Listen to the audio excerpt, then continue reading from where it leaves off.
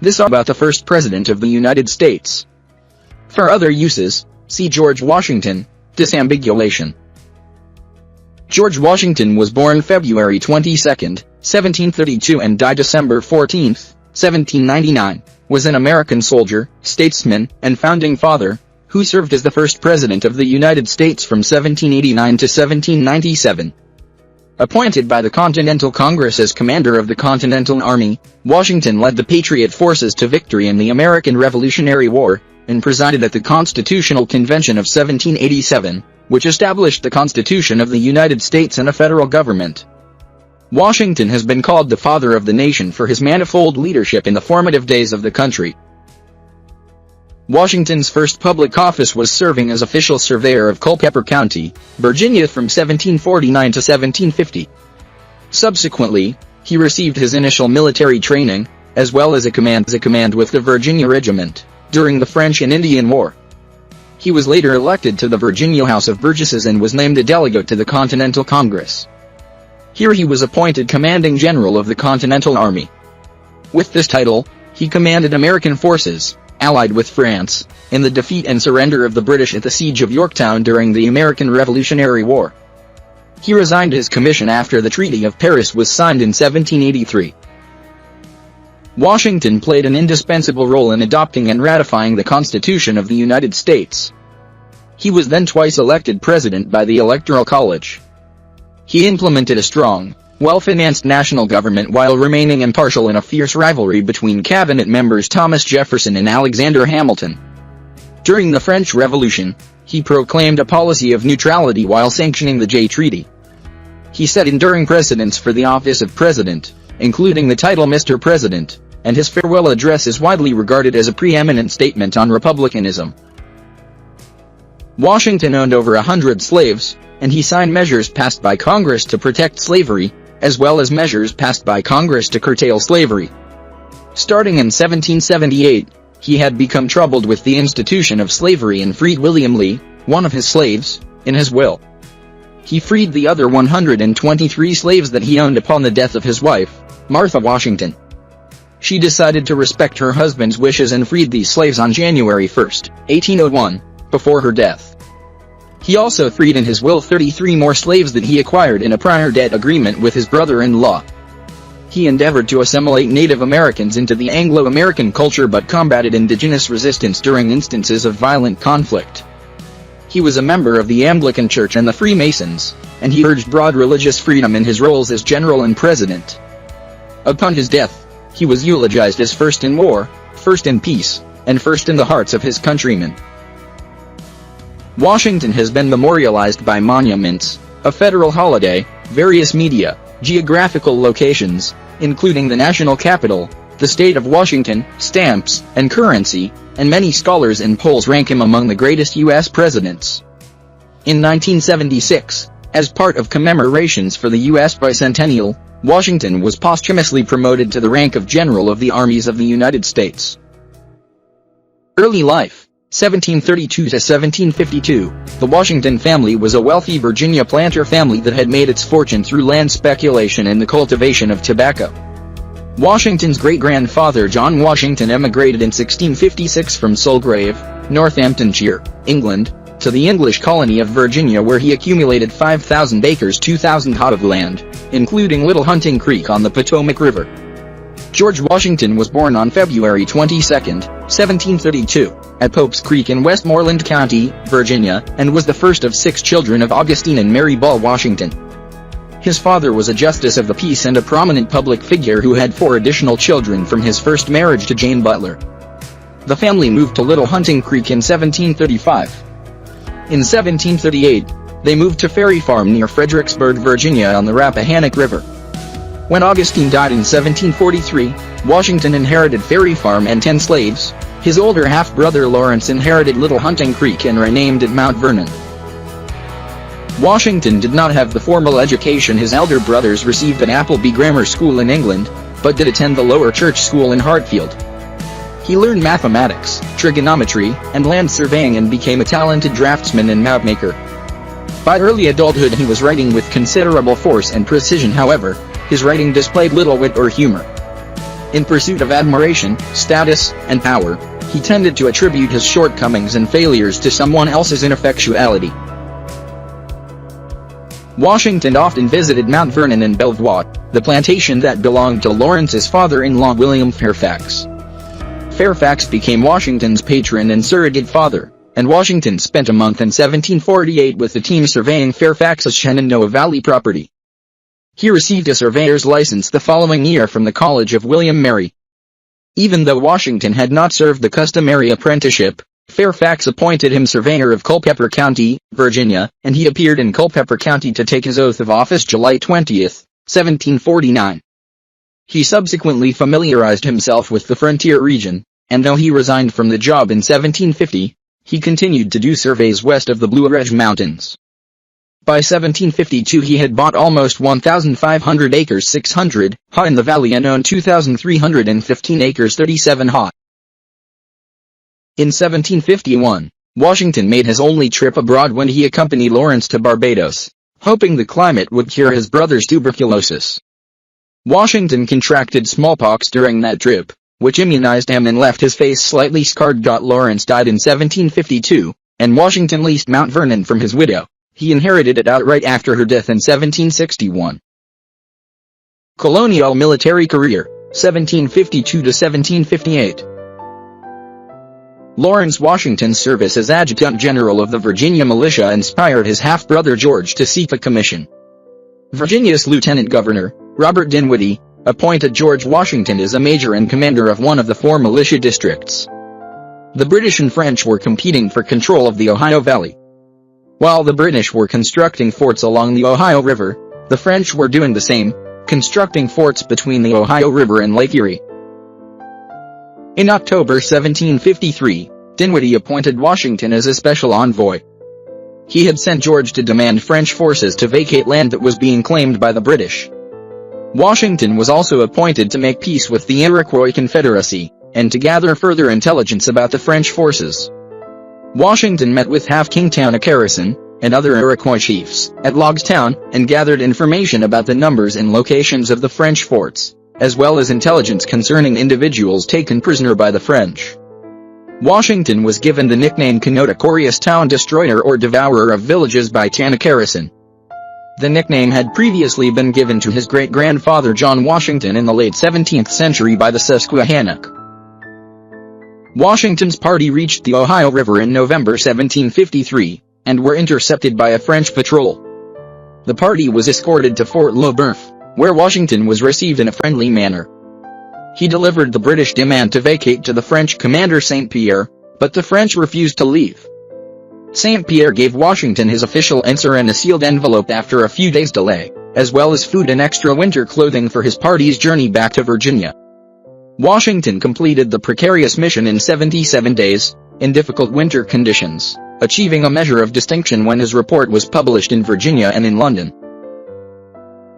French and Indian War. In February 1754, Dinwiddie promoted Washington to lieutenant colonel and second in command of the 300-strong Virginia Regiment, with orders to confront French forces at the forks of the Ohio. Washington set out for the forks with half the regiment in April and soon learned a French force of 1,000 had begun construction of Fort Duquesne there. In May, having set up a defensive position at Great Meadows, he learned that the French had made camp 7 miles 11 kilometers away. He decided to take the offensive. The French detachment proved to be only about 50 men, so Washington advanced on May 28 with a small force of Virginians and Indian allies to ambush them. What took place, known as the Battle of Jumonville Glen or the Jumonville Affair, was disputed, and French forces were killed outright with muskets and hatchets.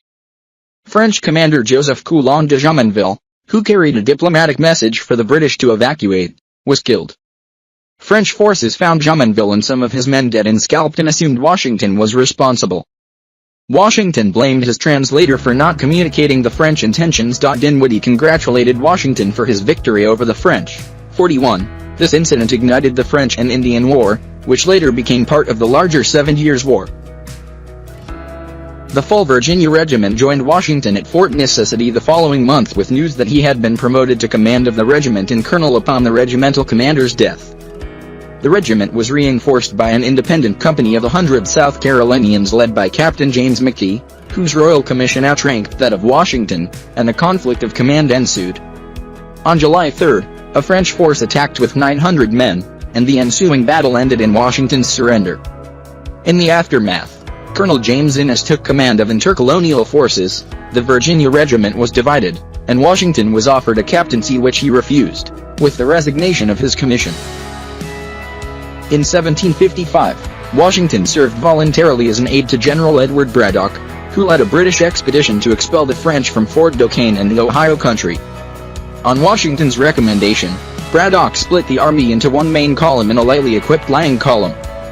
Suffering from a severe case of dysentery, Washington was left behind, and when he rejoined Braddock at Monongahela, the French and their Indian allies ambushed the divided army. Two-thirds of the British force became casualties, including the mortally wounded Braddock. Under the command of Lieutenant Colonel Thomas Gage, Washington, still very ill, rallied the survivors and formed a rearguard, allowing the remnants of the force to disengage and retreat. During the engagement, he had 2 horses shot from under him, and his hat and coat were bullet-pierced. His conduct under fire redeemed his reputation among critics of his command in the Battle of Fort Necessity, but he was not included by the succeeding commander Colonel Thomas Dunbar in planning subsequent operations. The Virginia Regiment was reconstituted in August 1755, and Dinwiddie appointed Washington its commander, again with the rank of colonel. Washington clashed over seniority almost immediately, this time with John Dagworthy, another captain of superior royal rank, who commanded a detachment of Marylanders at the regiment's headquarters in Fort Cumberland. Washington, impatient for an offensive against Fort Duquesne, was convinced Braddock would have granted him a royal commission and pressed his case in February 1756 with Braddock's successor, William Shirley, and again in January 1757 with Shirley's successor, Lord Loudoun. Shirley ruled in Washington's favor only in the matter of Dagworthy. Loudoun humiliated Washington, refused him a royal commission and agreed only to relieve him of the responsibility of manning Fort Cumberland. In 1758, the Virginia Regiment was assigned to the British Forbes expedition to capture Fort Duquesne. Washington disagreed with General John Forbes' tactics and chosen route. Forbes nevertheless made Washington a brevet brigadier general and gave him command of one of the 3 brigades that would assault the fort. The French abandoned the fort and the valley before the assault was launched. Washington saw only a friendly fire incident which left 14 dead and 26 injured. The war lasted another 4 years, and Washington resigned his commission and returned to Mount Vernon. Under Washington, the Virginia Regiment had defended 300 miles, 480 kilometers, of frontier against 20 Indian attacks in 10 months. He increased the professionalism of the regiment as it increased from 300 to 1,000 men, and Virginia's frontier population suffered less than other colonies. Some historians have said this was Washington's only unqualified success during the war. Though he failed to realize a royal commission, he did gain self-confidence, leadership skills, and invaluable knowledge of British military tactics. The destructive competition Washington witnessed among colonial politicians fostered his later support of a strong central government. Marriage, civilian, and political life, 1755 to 1775. On January 6, 1759, Washington, at age 26, married Martha Dandridge Custis, the 27-year-old widow of wealthy plantation owner Daniel Parke Custis. The marriage took place at Martha's estate. She was intelligent, gracious, and experienced in managing a planter's estate, and the couple created a happy marriage. They raised John Parke Custis and Martha Parke Patsy Custis, children from her previous marriage, and later Jackie's children Eleanor Parke Custis and George Washington Parke Custis. Washington's 1751 bout with smallpox is thought to have rendered him sterile, though it is equally likely that Martha may have sustained injury during the birth of Patsy, her final child, making additional births impossible. The couple lamented not having any children together. They moved to Mount Vernon, near Alexandria, where he took up life as a planter of tobacco and wheat and emerged as a political figure. The marriage gave Washington control over Martha's 1/3 dower interest in the 18,000-acre Custis estate, and he managed the remaining 2/3 for Martha's children. The estate also included 84 slaves. He became one of Virginia's wealthiest men, which increased his social standing. At Washington's urging, Governor Lord Boudetort fulfilled Dinwiddie's 1754 promise of land bounties to all volunteer militia during the French and Indian War. In late 1770, Washington inspected the lands in the Ohio and Great Kanawha regions, and he engaged surveyor William Crawford to subdivide it. Crawford allotted 23,200 acres, 9,400 ha, to Washington. Washington told the veterans that their land was hilly and unsuitable for farming, and he agreed to purchase 20,147 acres, leaving some feeling they had been duped. He also doubled the size of Mount Vernon to 6,500 acres and increased its slave population to more than 100 by 1775. Washington's political activities included supporting the candidacy of his friend George William Fairfax in his 1755 bid to represent the region in the Virginia House of Burgesses. This support led to a dispute which resulted in a physical altercation between Washington and another Virginia planter, William Payne. Washington defused the situation, including ordering officers from the Virginia Regiment to stand down. Washington apologized to Payne the following day at a tavern. Payne had been expecting to be challenged to a duel.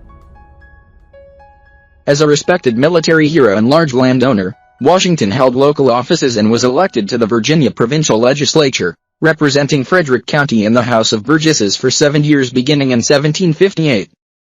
He plied the voters with beer, brandy, and other beverages, although he was absent while serving on the Forbes expedition.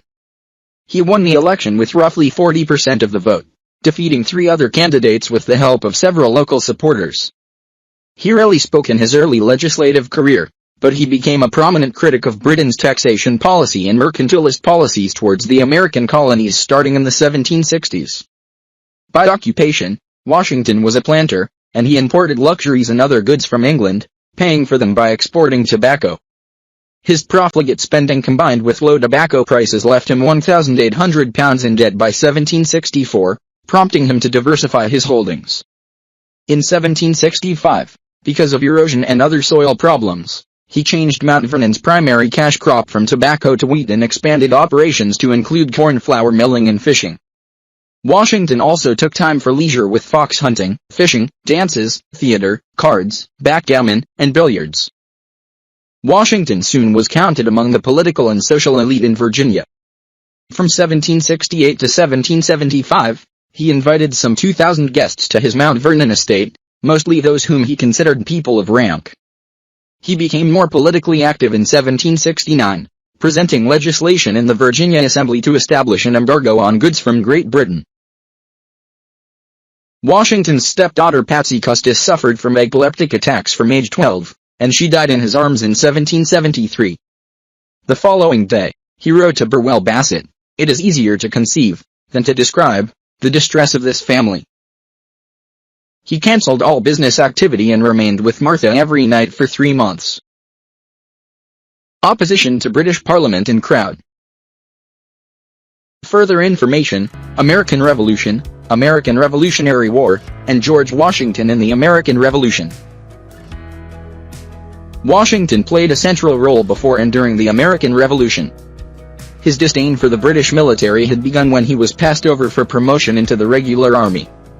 Opposed to taxes imposed by the British Parliament on the colonies without proper representation, he and other colonists were also angered by the Royal Proclamation of 1763, which banned American settlement west of the Allegheny Mountains and protected the British fur trade.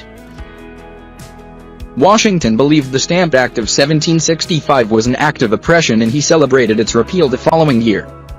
In March 1766, Parliament passed the Declaratory Act asserting that parliamentary law superseded colonial law. In the late 1760s, the interference of the British Crown in American lucrative Western land speculation spurred on the American Revolution. Washington himself was a prosperous land speculator, and in 1767, he encouraged adventurers to acquire backcountry Western lands. Washington helped lead widespread protests against the Townshend Acts passed by Parliament in 1767, and he introduced a proposal in May 1769 drafted by George Mason which called Virginians to boycott British goods. The acts were mostly repealed in 1770. Parliament sought to punish Massachusetts colonists for their role in the Boston Tea Party in 1774 by passing the Coercive Acts, which Washington referred to as an invasion of our rights and privileges. He said Americans must not submit to acts of tyranny, since custom and use shall make us as tame and abject slaves as the blacks we rule over with such arbitrary sway. That July, he and George Mason drafted a list of resolutions for the Fairfax County Committee, which Washington chaired, and the committee adopted the Fairfax Resolves calling for a Continental Congress.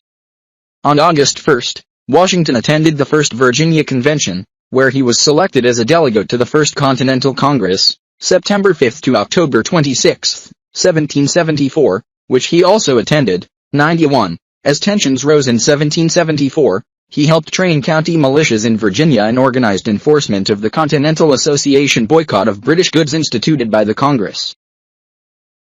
The American Revolutionary War began on April 19, 1775, with the battles of Lexington and Concord and the Siege of Boston. The colonists were divided over breaking away from British rule and split into two factions: patriots who rejected British rule, and loyalists who desired to remain subject to the king. General Thomas Gage was commander of British forces in America at the beginning of the war. Upon hearing the shocking news of the onset of war, Washington was sobered and dismayed, and he hastily departed Mount Vernon on May 4, 1775, to join the Second Continental Congress in Philadelphia. Commander-in-Chief, 1775–1783. Congress created the Continental Army on June 14, 1775, and Samuel and John Adams nominated Washington to become its commander-in-chief. Washington was chosen over John Hancock because of his military experience and the belief that a Virginian would better unite the colonies. He was considered an incisive leader who kept his ambition in check. He was unanimously elected commander-in-chief by Congress the next day. Washington appeared before Congress in uniform and gave an acceptance speech on June 16, declining a salary, though he was later reimbursed expenses. He was commissioned on June 19 and was roundly praised by congressional delegates, including John Adams, who proclaimed that he was the man best suited to lead and unite the colonies. Congress appointed Washington General Commander-in-Chief of the Army of the United Colonies and of all the forces raised or to be raised by them, and instructed him to take charge of the Siege of Boston on June 22, 1775. Congress chose his primary staff officers, including Major General Artemas Ward, Adjutant General Horatio Gates, Major General Charles Lee, Major General Philip Schuyler, Major General Nathaniel Greene, Colonel Henry Knox, and Colonel Alexander Hamilton.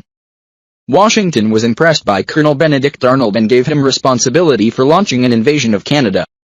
He also engaged French and Indian War compatriot Brigadier General Daniel Morgan. Henry Knox impressed Adams with ordnance knowledge, and Washington promoted him to Colonel-in-Chief of Artillery. At the start of the war, Washington opposed the recruiting of blacks, both free and enslaved, into the Continental Army. After his appointment, Washington banned their enlistment. The British saw an opportunity to divide the colonies, and the colonial governor of Virginia issued a proclamation, which promised freedom to slaves if they joined the British.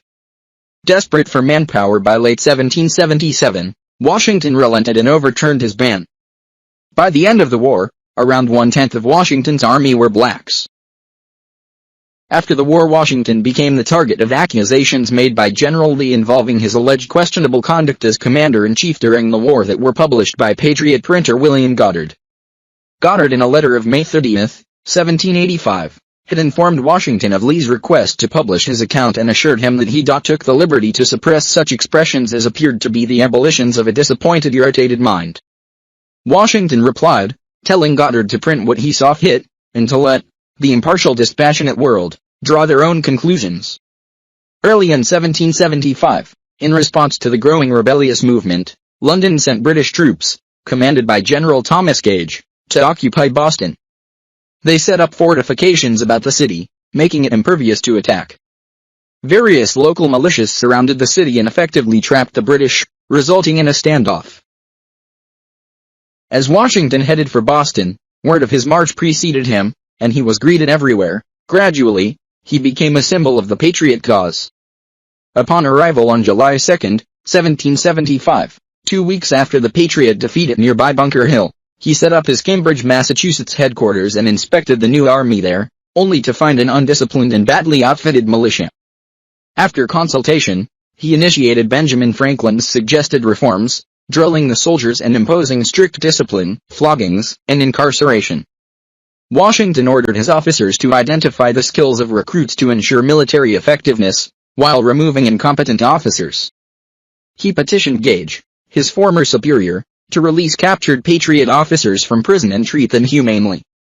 In October 1775, King George III declared that the colonies were in open rebellion and relieved General Gage of command for incompetence, replacing him with General William Howe.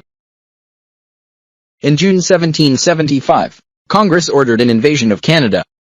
It was led by Benedict Arnold, who, despite Washington's strong objection, drew volunteers from the latter's force during the siege of Boston. The move on Quebec failed, with the American forces being reduced to less than half and forced to retreat. The Continental Army, further diminished by expiring short-term enlistments, and by January 1776 reduced by half to 9,600 men, had to be supplemented with the militia, and was joined by Knox with heavy artillery captured from Fort Ticonderoga. When the Charles River froze over, Washington was eager to cross and storm Boston, but General Gates and others were opposed to untrained militia striking well-garrisoned fortifications. Washington reluctantly agreed to secure the Dorchester Heights, 100 feet above Boston, in an attempt to force the British out of the city. On March 9, under cover of darkness, Washington's troops brought up Knox's big guns and bombarded British ships in Boston Harbor. On March 17, 9,000 British troops and Loyalists began a chaotic 10-day evacuation of Boston aboard 120 ships. Soon after, Washington entered the city with 500 men, with explicit orders not to plunder the city. He ordered vaccinations against smallpox to great effect, as he did later in Morristown, New Jersey. He refrained from exerting military authority in Boston, leaving civilian matters in the hands of local authorities. Battle of Long Island. Washington then proceeded to New York City, arriving on April 13, 1776, and began constructing fortifications to thwart the expected British attack. He ordered his occupying forces to treat civilians and their property with respect, to avoid the abuses which Bostonian citizens suffered at the hands of British troops during their occupation. A plot to assassinate or capture him was discovered and thwarted, resulting in the arrest of 98 people involved or complicit, 56 of which were from Long Island, Kings, Brooklyn, and Queens counties, including the Loyalist mayor of New York David Matthews. Washington's bodyguard, Thomas Hickey, was hanged for mutiny and sedition. General Howe transported his resupplied army, with the British fleet, from Halifax to New York, knowing the city was key to securing the continent. George Germain, who ran the British war effort in England, believed it could be won with one decisive blow. The British forces, including more than 100 ships and thousands of troops, began arriving on Staten Island on July 2 to lay siege to the city. After the Declaration of Independence was adopted on July 4, Washington informed his troops in his General Orders of July 9 that Congress had declared the United Colonies to be free and independent states. Howe's troop strength totaled 32,000 regulars and Hessian's auxiliaries, and Washington's consisted of 23,000, mostly raw recruits and militia.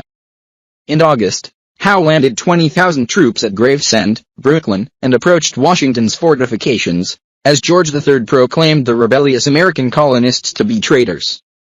Washington, opposing his generals, chose to fight, based upon inaccurate information that Howe's army had only 8,000 plus troops. In the Battle of Long Island, Howe assaulted Washington's flank and inflicted 1,500 Patriot casualties, the British suffering 400. Washington retreated, instructing General William Heath to acquisition river craft in the area. On August 30, General William Alexander held off the British and gave cover while the army crossed the East River under darkness to Manhattan Island without loss of life or material, although Alexander was captured. Howe, emboldened by his Long Island victory, dispatched Washington as George Washington, ESQ, in futility to negotiate peace. Washington declined, demanding to be addressed with diplomatic protocol, as general and fellow belligerent, not as a rebel lest his men are hanged as such if captured. The Royal Navy bombarded the unstable earthworks on Lower Manhattan Island, 135. Washington, with misgivings, heeded the advice of Generals Greene and Putnam to defend Fort Washington. They were unable to hold it, and Washington abandoned it despite General Lee's objections, as his army retired north to the White Plains. Howe's pursuit forced Washington to retreat across the Hudson River to Fort Lee to avoid encirclement. Howe landed his troops on Manhattan in November and captured Fort Washington, inflicting high casualties on the Americans. Washington was responsible for delaying the retreat, though he blamed Congress and General Greene. Loyalists in New York considered Howe a liberator and spread a rumor that Washington had set fire to the city. Patriot morale reached its lowest when Lee was captured. Now reduced to 5,400 troops, Washington's army retreated through New Jersey, and Howe broke off pursuit, delaying his advance on Philadelphia, and set up winter quarters in New York. Crossing the Delaware, Trenton, and Princeton. Main articles: George Washington's crossing of the Delaware River, Battle of Trenton, Battle of the Assunpink Creek, and Battle of Princeton. Famous 1851 painting by Emanuel Leutze, depicting Washington, standing in a boat with his troops, crossing the icy Delaware River, with soldiers pushing away chunks of ice. Washington crossing the Delaware, Emanuel Leutze, 1851. Washington crossed the Delaware River into Pennsylvania, where Lee's replacement John Sullivan joined him with 2,000 more troops. The future of the Continental Army was in doubt for lack of supplies, a harsh winter, expiring enlistments, and desertions. Washington was disappointed that many New Jersey residents were loyalists or skeptical about the prospect of independence. Howe split up his British army and posted a Hessian garrison at Trenton to hold western New Jersey and the east shore of the Delaware, but the army appeared complacent, and Washington and his generals devised a surprise attack on the Hessians at Trenton, which he codenamed Victory or Death. The army was to cross the Delaware River to Trenton in 3 divisions, one led by Washington, 2,400 troops, another by General James Ewing, 700, and the third by Colonel John Cadwalader, 1,500. The force was to then split, with Washington taking the Pennington Road and General Sullivan traveling south on the river's edge. Washington first ordered a 60-mile search for Durham boats to transport his army, and he ordered the destruction of vessels that could be used by the British. Washington crossed the Delaware River on Christmas night, December 25, 1776, while he personally risked capture staking out the Jersey shoreline. His men followed across the ice-obstructed river in sleet and snow from the Combkeys Ferry, with 40 men per vessel. The wind churned up the waters, and they were pelted with hail, but by 3 a.m. on December 26, they made it across with no losses. Henry Knox was delayed, managing frightened horses and about 18 field guns on flat-bottomed ferries. Cadwalader and Ewing failed to cross due to the ice and heavy currents, and awaiting Washington doubted his planned attack on Trenton. Once Knox arrived, Washington proceeded to Trenton to take only his troops against the Hessians, rather than risk being spotted returning his army to Pennsylvania. The troops spotted Hessian positions a mile from Trenton, so Washington split his force into 2 columns, rallying his men. Soldiers, keep by your officers. For God's sake, keep by your officers. The 2 columns were separated at the Birmingham Crossroads. General Nathaniel Greene's column took the Upper Ferry Road, led by Washington, and General John Sullivan's column advanced on River Road. See map. The Americans marched in sleet and snowfall. Many were shoeless with bloodied feet, and 2 died of exposure. At sunrise, Washington led them in a surprise attack on the Hessians, aided by Major General Knox and artillery. The Hessians had 22 killed including Colonel Johann Rall, 83 wounded, and 850 captured with supplies.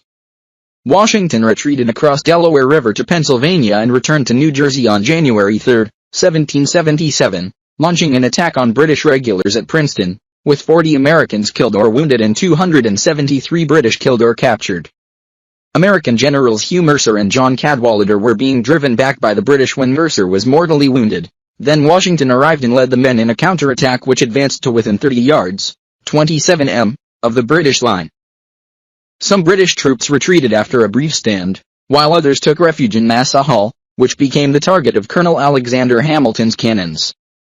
Washington's troops charged. The British surrendered in less than an hour, and 194 soldiers laid down their arms. Howe retreated to New York City where his army remained inactive until early the next year. Washington's depleted Continental Army took up winter headquarters in Morristown, New Jersey while disrupting British supply lines and expelling them from parts of New Jersey. Washington later said the British could have successfully counterattacked his encampment before his troops were dug in. The victories at Trenton and Princeton by Washington revived Patriot morale and changed the course of the war. The British still controlled New York, and many Patriot soldiers did not re-enlist or deserted after the harsh winter campaign.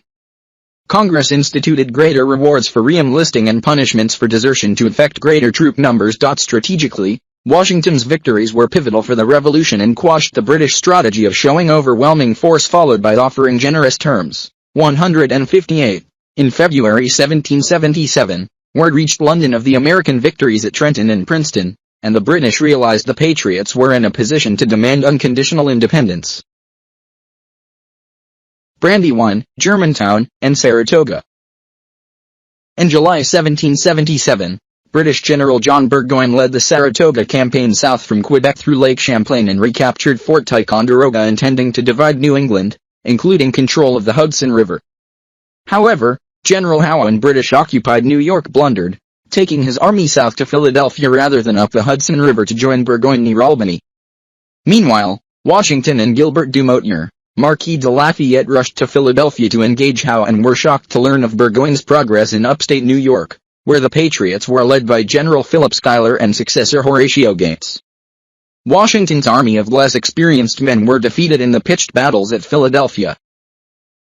Howe outmaneuvered Washington at the Battle of Brandywine on September 11, 1777, and marched unopposed into the nation's capital at Philadelphia. A Patriot attack failed against the British at Germantown in October. Major General Thomas Conway prompted some members of Congress, referred to as the Conway Cabal, to consider removing Washington from command because of the losses incurred at Philadelphia. Washington's supporters resisted, and the matter was finally dropped after much deliberation. Once the plot was exposed, Conway wrote an apology to Washington, resigned, and returned to France. Washington was concerned with Howe's movements during the Saratoga campaign to the north, and he was also aware that Burgoyne was moving south toward Saratoga from Quebec. Washington took some risks to support Gates' army, sending reinforcements north with Generals Benedict Arnold, his most aggressive field commander, and Benjamin Lincoln. On October 7, 1777, Burgoyne tried to take Bemis Heights but was isolated from support by Howe. He was forced to retreat to Saratoga and ultimately surrendered after the battles of Saratoga. As Washington suspected, Gates' victory emboldened his critics. Biographer John Alden maintains, it was inevitable that the defeats of Washington's forces and the concurrent victory of the forces in Upper New York should be compared. The admiration for Washington was waning, including little credit from John Adams. British Commander Howe resigned in May 1778, left America forever, and was replaced by Sir Henry Clinton. Valley Forge and Monmouth. Washington's army of 11,000 went into winter quarters at Valley Forge north of Philadelphia in December 1777. They suffered between 2,000 and 3,000 deaths in the extreme cold over 6 months, mostly from disease and lack of food, clothing, and shelter. Meanwhile, the British were comfortably quartered in Philadelphia, paying for supplies in pounds sterling, while Washington struggled with a devalued American paper currency. The woodlands were soon exhausted of game, and by February, lowered morale, and increased desertions ensued. Washington made repeated petitions to the Continental Congress for provisions. He received a congressional delegation to check the army's conditions and expressed the urgency of the situation, proclaiming, "Something must be done. Important alterations must be made." He recommended that Congress expedite supplies, and Congress agreed to strengthen and fund the Army's supply lines by reorganizing the commissary department. By late February, supplies began arriving. Baron Friedrich Wilhelm von Steuben's incessant drilling soon transformed Washington's recruits into a disciplined fighting force, and the revitalized army emerged from Valley Forge early the following year.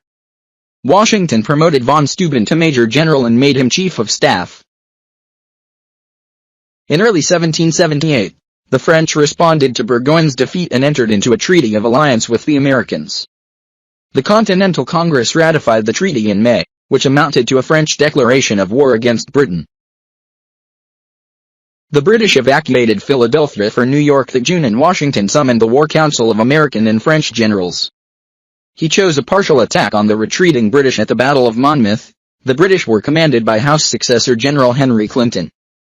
Generals Charles Lee and Lafayette moved with 4,000 men, without Washington's knowledge, and bungled their first attack on June 28. Washington relieved Lee and achieved a draw after an expansive battle. At nightfall, the British continued their retreat to New York, and Washington moved his army outside the city. Monmouth was Washington's last battle in the North. He valued the safety of his army more than towns with little value to the British. West Point espionage. Main articles: West Point and military career of Benedict Arnold, 1777 to 1779. Washington became America's first spymaster by designing an espionage system against the British. In 1778, Major Benjamin Tallmadge formed the Culper Ring at Washington's direction to covertly collect information about the British in New York. 176. Washington had disregarded incidents of disloyalty by Benedict Arnold, who had distinguished himself in many battles. During mid-1780, Arnold began supplying British spymaster John Andre with sensitive information intended to compromise Washington and capture West Point, a key American defensive position on the Hudson River. Historians have noted as possible reasons for Arnold's treachery his anger at losing promotions to junior officers, or repeated slights clarification needed from Congress. He was also deeply in debt, profiteering from the war, and disappointed by Washington's lack of support during his eventual court-martial. Arnold repeatedly asked for command of West Point, and Washington finally agreed in August. Arnold met Andre on September 21, giving him plans to take over the garrison. Militia forces captured Andre and discovered the plans, but Arnold escaped to New York. Washington recalled the commanders positioned under Arnold at key points around the fort to prevent any complicity, but he did not suspect Arnold's wife Peggy. Washington assumed personal command at West Point and reorganized its defenses. Andre's trial for espionage ended in a death sentence, and Washington offered to return him to the British in exchange for Arnold, but Clinton refused. Andre was hanged on October 2, 1780, despite his last request being to face a firing squad, to deter other spies. Southern Theater and Yorktown. In late 1778, General Clinton shipped 3,000 troops from New York to Georgia and launched a southern invasion against Savannah, reinforced by 2,000 British and Loyalist troops. They repelled an attack by Patriots and French naval forces, which bolstered the British war effort. In mid-1779, Washington attacked Iroquois warriors of the Six Nations to force Britain's Indian allies out of New York, from which they had assaulted New England towns. In response, Indian warriors joined with Loyalist Rangers led by Walter Butler and killed more than 200 frontiersmen in June, laying waste to the Wyoming Valley in Pennsylvania. Washington retaliated by ordering General John Sullivan to lead an expedition to effect total destruction and devastation of Iroquois villages and take their women and children hostage. Those who managed to escape fled to Canada. Washington's troops went into quarters at Morristown, New Jersey during the winter of 1779 to 1780 and suffered their worst winter of the war, with temperatures well below freezing. New York Harbor was frozen over, snow and ice covered the ground for weeks, and the troops again lacked provisions. Clinton assembled 12,500 troops and attacked Charlestown, South Carolina in January 1780, defeating General Benjamin Lincoln who had only 5,100 Continental troops. The British went on to occupy the South Carolina Piedmont in June, with no Patriot resistance. Clinton returned to New York and left 8,000 troops commanded by General Charles Cornwallis. Congress replaced Lincoln with Horatio Gates. He failed in South Carolina and was replaced by Washington's choice of Nathanael Greene, but the British already had the South in their grasp. Washington was reinvigorated, however, when Lafayette returned from France with more ships, men, and supplies, and 5,000 veteran French troops led by Marshal Rochambeau arrived at Newport, Rhode Island in July 1780. French naval forces then landed, led by Admiral Gros, and Washington encouraged Rochambeau to move his fleet south to launch a joint land and naval attack on Arnold's troops. Washington's army went into winter quarters at New Windsor, New York in December 1780, and Washington urged Congress and state officials to expedite provisions in hopes that the army would not continue to struggle under the same difficulties they have hitherto endured. On March 1, 1781, Congress ratified the Articles of Confederation, but the government that took effect on March 2 did not have the power to levy taxes, and it loosely held the states together. General Clinton sent Benedict Arnold, now a British brigadier general with 1,700 troops, to Virginia to capture Portsmouth and conduct raids on Patriot forces from there. Washington responded by sending Lafayette south to counter Arnold's efforts. Washington initially hoped to bring the fight to New York, drawing off British forces from Virginia and ending the war there, but Rochambeau advised Grass that Cornwallis in Virginia was the better target.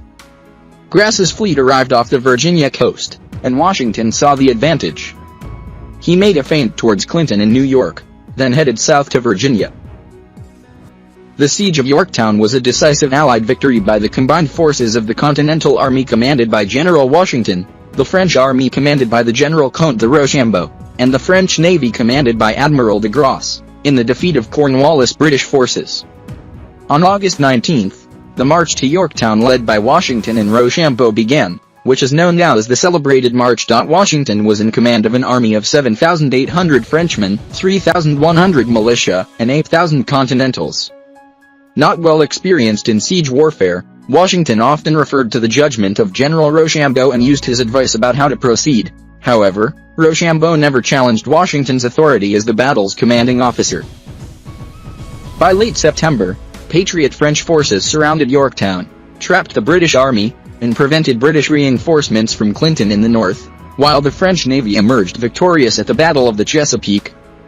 The final American offensive was begun with a shot fired by Washington. The siege ended with a British surrender on October 19, 1781. Over 7,000 British soldiers were made prisoners of war, in the last major land battle of the American Revolutionary War. Washington negotiated the terms of surrender for 2 days, and the official signing ceremony took place on October 19. Cornwallis claimed illness and was absent, sending General Charles O'Hara as his proxy. As a gesture of goodwill, Washington held a dinner for the American, French, and British generals, all of whom fraternized on friendly terms and identified with one another as members of the same professional military caste. After the surrender at Yorktown, a situation developed that threatened relations between the newly independent America and Britain. Following a series of retributive executions between patriots and loyalists, Washington, on May 18, 1782, wrote in a letter to General Moses Hazen that a British captain would be executed in retaliation for the execution of Joshua Huddy, a popular patriot leader, who was hanged at the direction of the loyalist Richard Lippincott. Washington wanted Lippincott himself to be executed but was rebuffed. Subsequently, Charles Eskil was chosen instead, by a drawing of lots from a hat. This was a violation of the 14th article of the Yorktown Articles of Capitulation, which protected prisoners of war from acts of retaliation. Later, Washington's feelings on matters changed, and in a letter of November 13, 1782, to Eskil, he acknowledged Eskil's letter and situation, expressing his desire not to see any harm come to him. After much consideration between the Continental Congress, Alexander Hamilton Washington, and appeals from the French crown, Eskil was finally released, where Washington issued Eskil a pass that allowed his passage to New York. Demobilization and resignation. As peace negotiations started, the British gradually evacuated troops from Savannah, Charlestown, and New York by 1783, and the French Army and Navy likewise departed. The American treasury was empty, unpaid, and mutinous soldiers forced the adjournment of Congress, and Washington dispelled unrest by suppressing the Newburgh Conspiracy in March 1783. Congress promised officers a 5-year bonus. Washington submitted an account of $450,000 in expenses which he had advanced to the army. The account was settled, though it was allegedly vague about large sums and included expenses his wife had incurred through visits to his headquarters. Washington resigned as commander-in-chief once the Treaty of Paris was signed, and he planned to retire to Mount Vernon. The treaty was ratified in April 1783, and Hamilton's congressional committee adapted the army for peacetime. Washington gave the Army's perspective to the committee in his sentiments on a peace establishment. The treaty was signed on September 3, 1783, and Great Britain officially recognized the independence of the United States. Washington then disbanded his army, giving an eloquent farewell address to his soldiers on November 2. On November 25, the British evacuated New York City, and Washington and Governor George Clinton took possession. Washington advised Congress in August 1783 to keep a standing army, create a national militia of separate state units, and establish a navy and a national military academy. He circulated his farewell orders that discharged his troops, whom he called one patriotic band of brothers. Before his return to Mount Vernon, he oversaw the evacuation of British forces in New York and was greeted by parades and celebrations, where he announced that Colonel Henry Knox had been promoted commander-in-chief.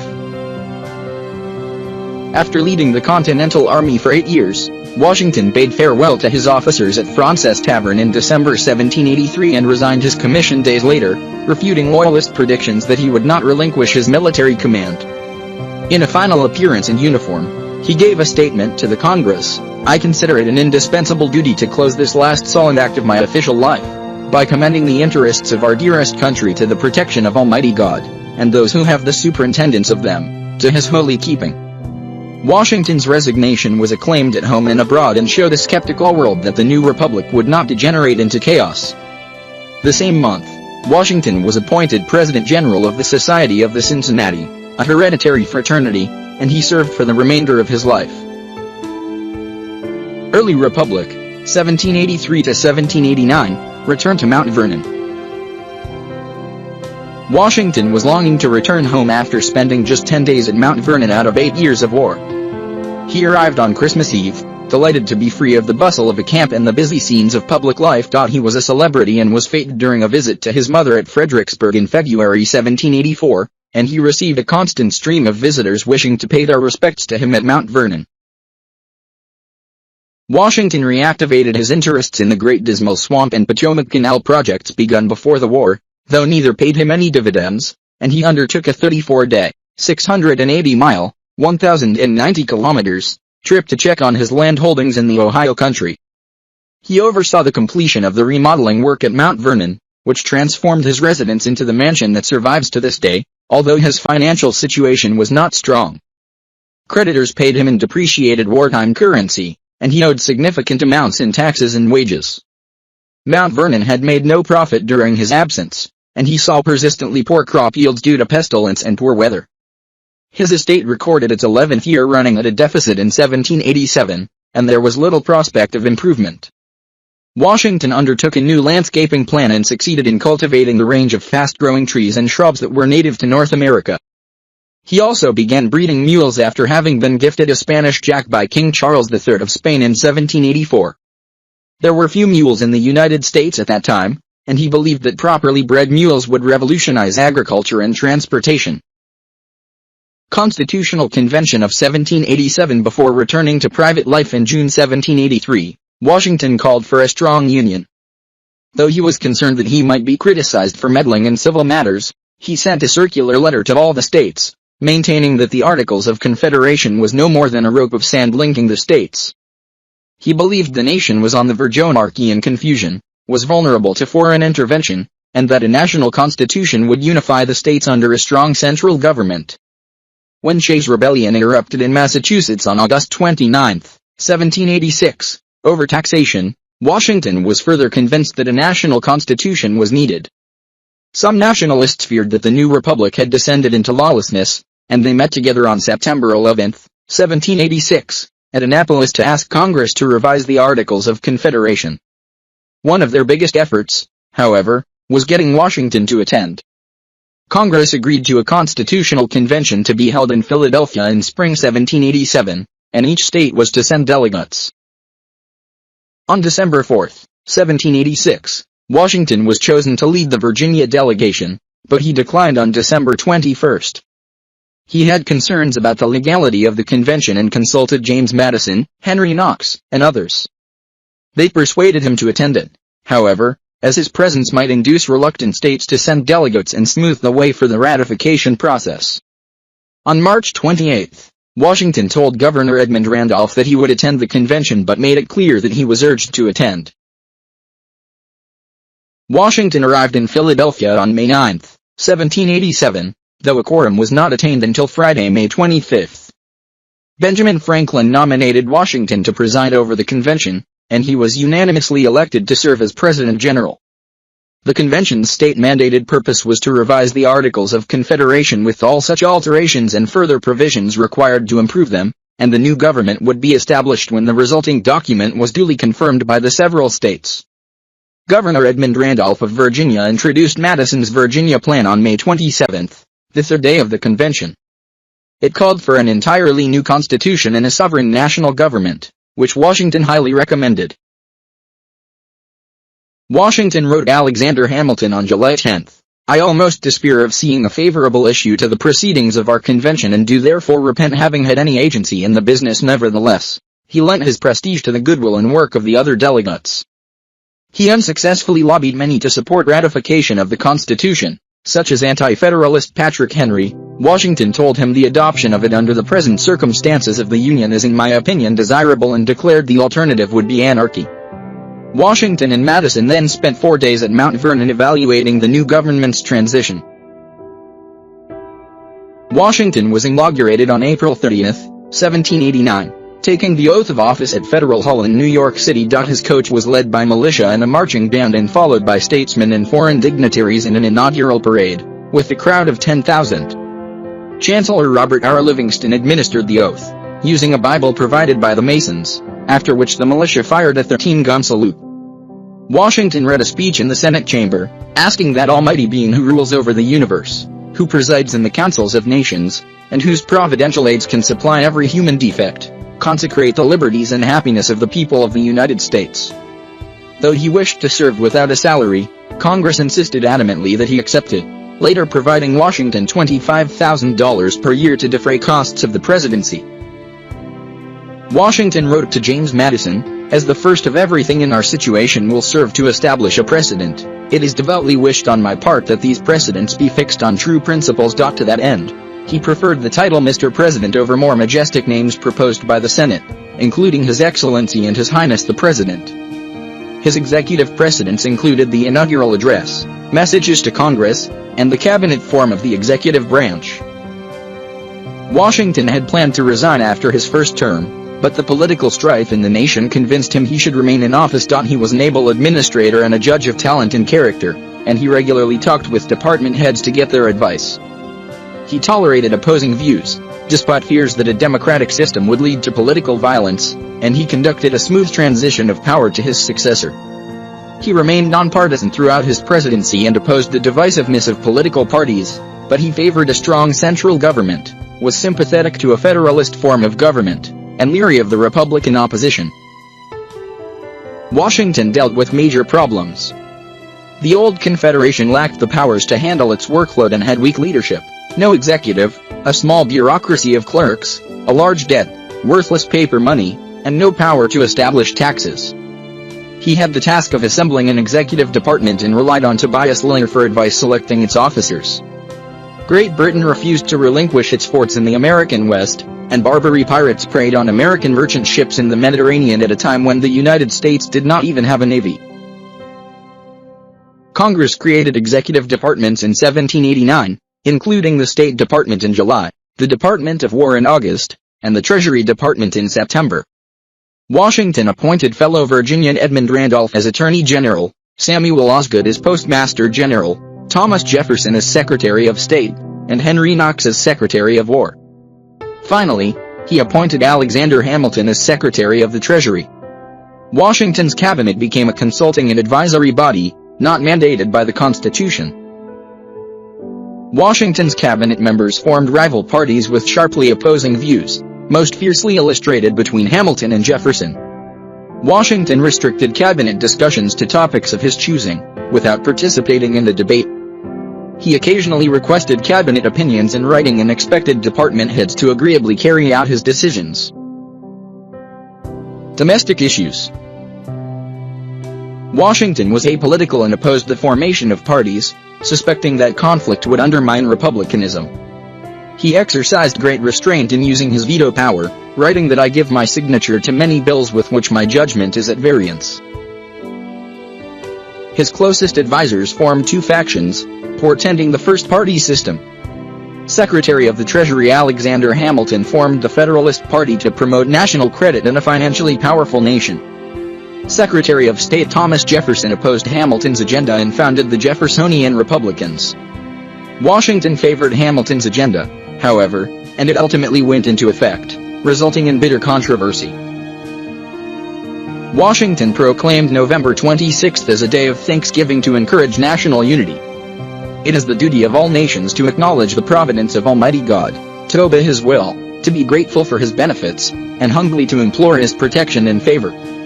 He spent that day fasting and visiting debtors in prison to provide them with food and beer. Whiskey Rebellion. In March 1791, at Hamilton's urging, with support from Madison, Congress imposed an excise tax on distilled spirits to help curtail the national debt, which took effect in July. Grain farmers strongly protested in Pennsylvania's frontier districts. They argued that they were unrepresented and were shouldering too much of the debt, comparing their situation to excessive British taxation before the Revolutionary War. On August 2, Washington assembled his cabinet to discuss how to deal with the situation. Unlike Washington, who had reservations about using force, Hamilton had long waited for such a situation and was eager to suppress the rebellion by using federal authority and force.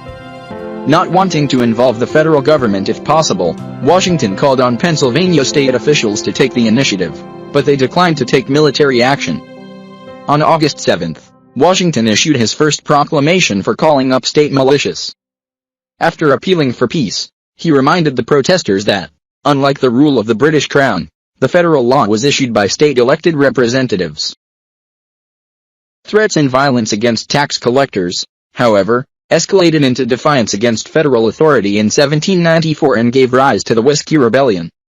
Washington issued a final proclamation on September 25, threatening the use of military force to no avail. 296. The federal army was not up to the task, so Washington invoked the Militia Act of 1792 to summon state militias.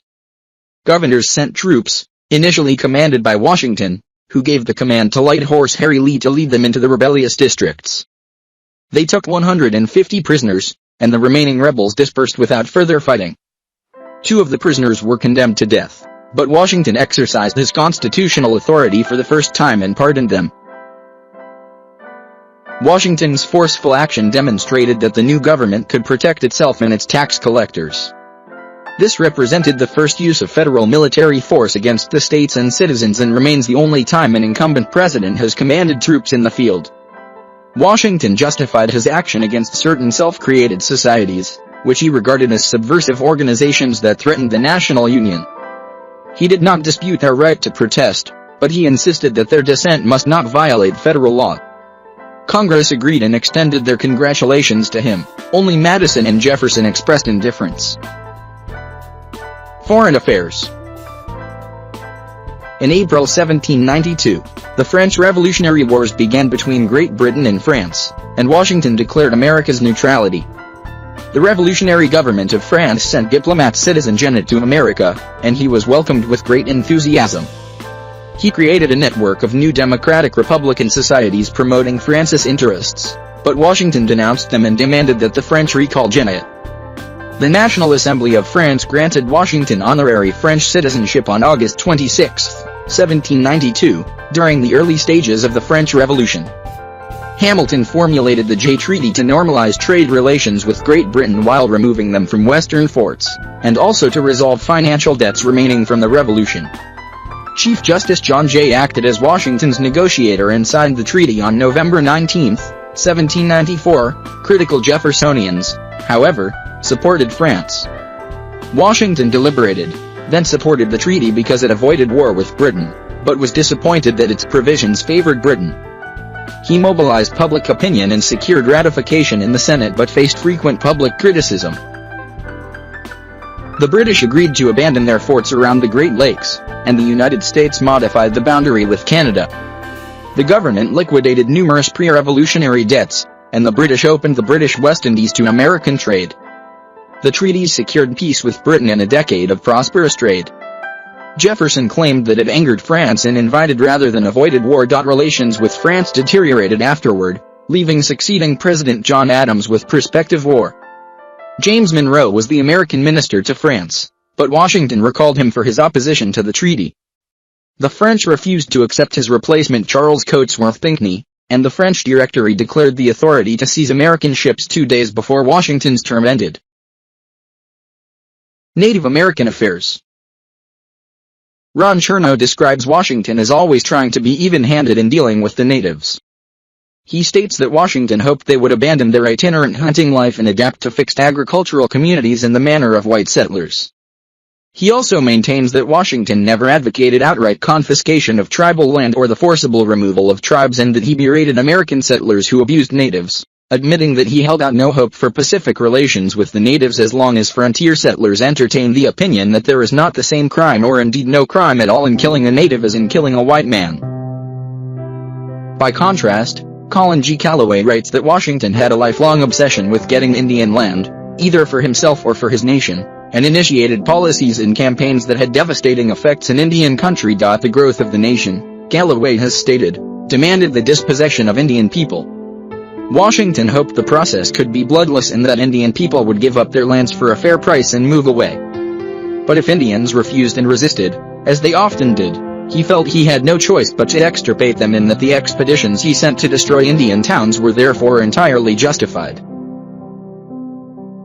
During the fall of 1789, Washington had to contend with the British refusing to evacuate their forts in the northwest frontier and their concerted efforts to incite hostile Indian tribes to attack American settlers. The Northwest tribes under Miami Chief Little Turtle allied with the British Army to resist American expansion, and killed 1,500 settlers between 1783 and 1790. As documented by Harless, Washington declared that the government of the United States are determined that their administration of Indian affairs shall be directed entirely by the great principles of justice and humanity, and provided that treaties should negotiate their land interests. The administration regarded powerful tribes as foreign nations, and Washington even smoked a peace pipe and drank wine with them at the Philadelphia Presidential House. He made numerous attempts to conciliate them. He equated killing indigenous peoples with killing whites and sought to integrate them into European American culture. Secretary of War Henry Knox also attempted to encourage agriculture among the tribes. In the Southwest, negotiations failed between federal commissioners and raiding Indian tribes seeking retribution. Washington invited Creek Chief Alexander McGillivray and 24 leading chiefs to New York to negotiate a treaty and treated them like foreign dignitaries. Knox and McGillivray concluded the Treaty of New York on August 7, 1790, in Federal Hall, which provided the tribes with agricultural supplies and McGillivray with the rank of Brigadier General Army and a salary of $1,500.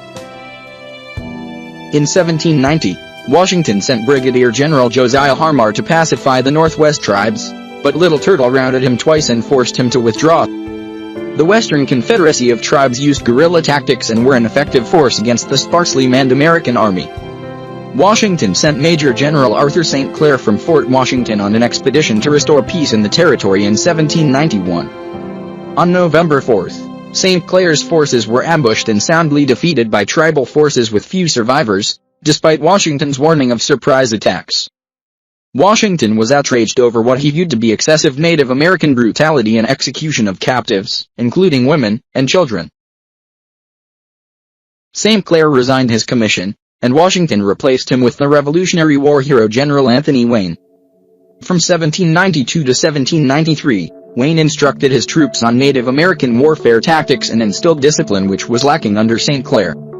In August 1794, Washington sent Wayne into tribal territory with authority to drive them out by burning their villages and crops in the Maumee Valley.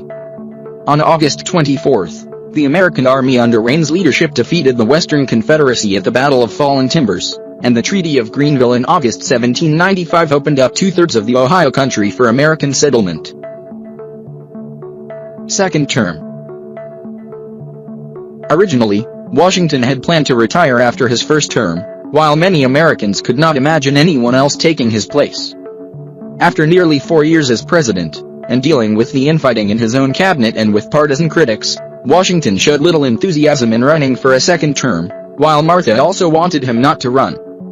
James Madison urged him not to retire, that his absence would only allow the dangerous political rift in his cabinet and the House to worsen. Jefferson also pleaded with him not to retire and agreed to drop his attacks on Hamilton, or he would also retire if Washington did.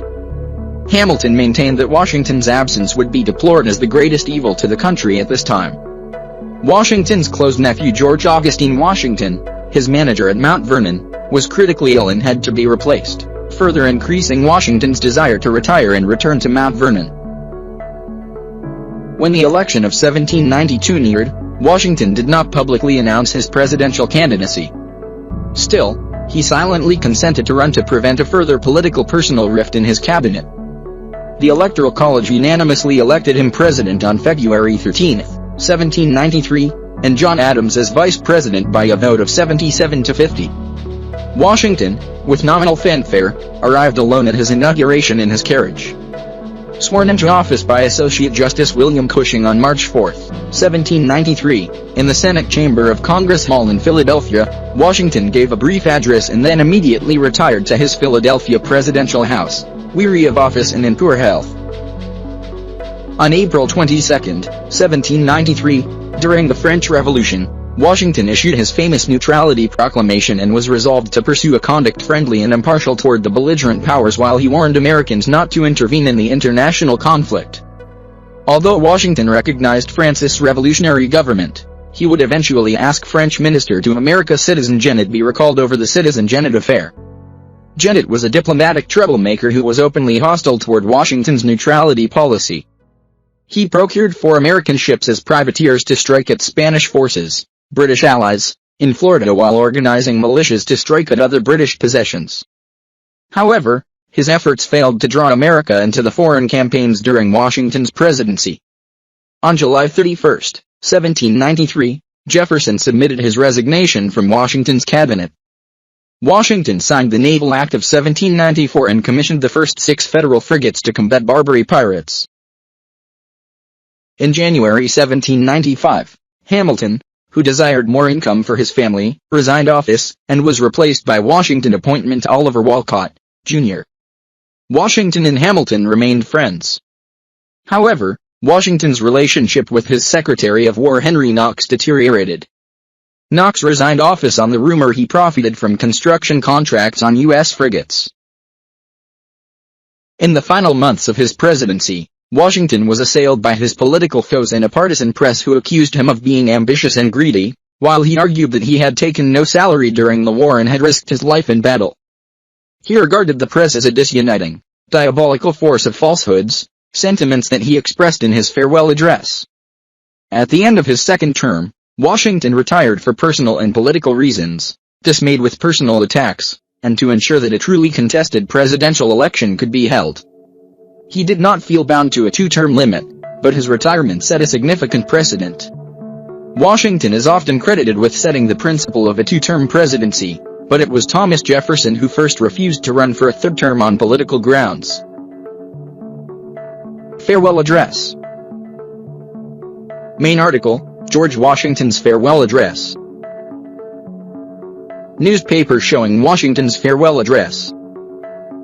Washington's Farewell Address, September 19, 1796. In 1796, Washington declined to run for a 3rd term of office, believing his death in office would create an image of a lifetime appointment. The precedent of a 2-term limit was created by his retirement from office. In May 1792, in anticipation of his retirement, Washington instructed James Madison to prepare a valedictory address, an initial draft of which was entitled the Farewell Address. In May 1796, Washington sent the manuscript to his Secretary of Treasury Alexander Hamilton, who did an extensive rewrite, while Washington provided final edits. On September 19, 1796, David Claypool's American Daily Advertiser published the final version of the address. Washington stressed that national identity was paramount, while a united America would safeguard freedom and prosperity. He warned the nation of 3 eminent dangers: regionalism, partisanship, and foreign entanglements, and said the name of American, which belongs to you, in your national capacity, must always exalt the just pride of patriotism, more than any appellation derived from local discriminations. Washington called for men to move beyond partisanship for the common good, stressing that the United States must concentrate on its own interests.